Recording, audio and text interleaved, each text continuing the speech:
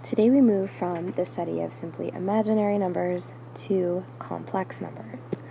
Complex numbers are written as a sum of a real component plus the imaginary component.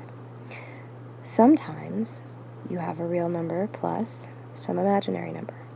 Sometimes the imaginary component is 0, in which case you just have 5. Or sometimes the real component is 0, and that's when you have your pure imaginary number. Here are your real numbers. They are rational and irrational numbers. Your imaginary numbers are those where that B term is not 0. Real numbers can be broken out into the rational and the irrational, whereas the imaginary numbers can be either complex or pure imaginary numbers where that real component is 0. There are some rules about complex numbers. 2 complex numbers, so that's a plus bi equal to c plus di, if and only if, and mathematicians abbreviate that IFF, if and only if. The 2 real components are the same, and then the 2 imaginary components are the same. When you add complex numbers, you add the real components together, you add the imaginary components together, times I. When you multiply, this is essentially it's foiling, but you multiply the real components minus the product of the imaginary, and then the first real and the second imaginary plus the second real and the first imaginary. Essentially, you're just foiling, but this is what that looks like.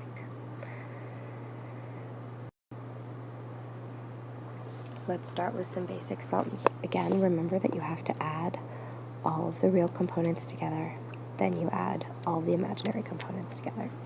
So you end up with 4 plus 3 minus 4, and then you have negative 2i, negative 3i, and 7i.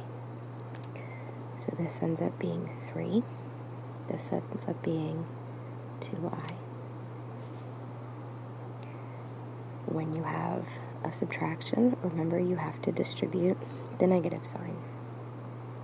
So that's 3 minus 2. And then you have negative 2i plus 3i.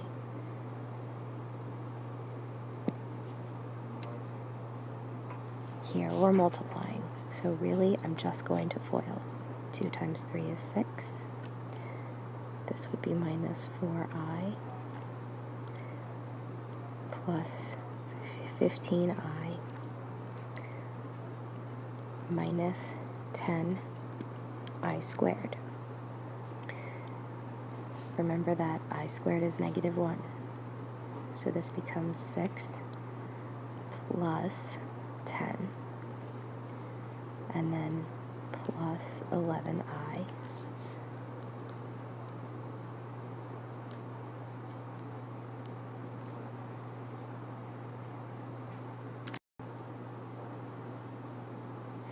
back in the last chapter we had a difference of squares, and then earlier in this chapter we had conjugates with radicals.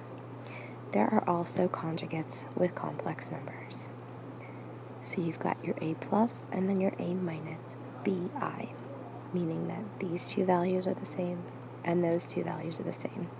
And the formula is that you take a squared plus b squared.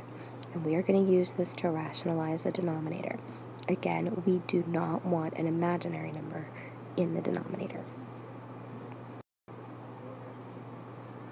If we're going to simplify this fraction, we have to get the complex number out of the denominator. To do that, we multiply by its complex conjugate in the numerator and denominator. Now, we FOIL the numerator.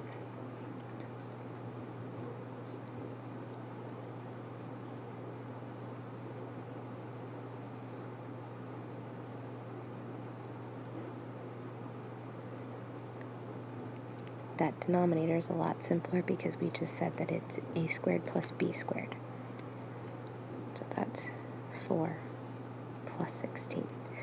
So let me simplify my numerator. I've got 8 plus a negative 12 times negative 1, so that ends up being 20.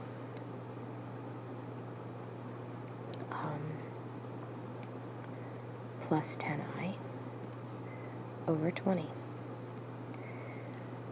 So we could factor a 10 out.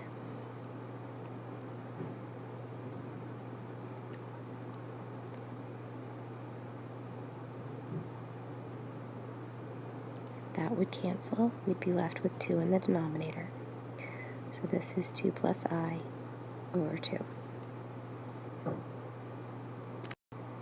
And while this is the correct answer, the notation isn't really correct because we still want it to be in the form of A plus BI. So what we do is we'd make this 2 over 2 plus 1 over 2 times I, and that simplifies to 1 plus 1/2 I. And that is what would be the most correct final answer. On the next problem we're asked for the reciprocal. Well, remember, this is over 1, so the reciprocal of it just looks like this. So we multiply by the complex conjugate.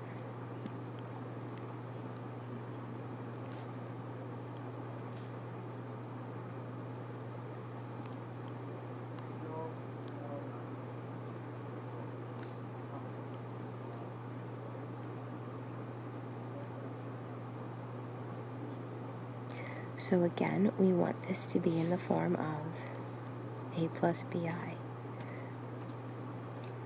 So we make it 4/17 minus 1/17 I.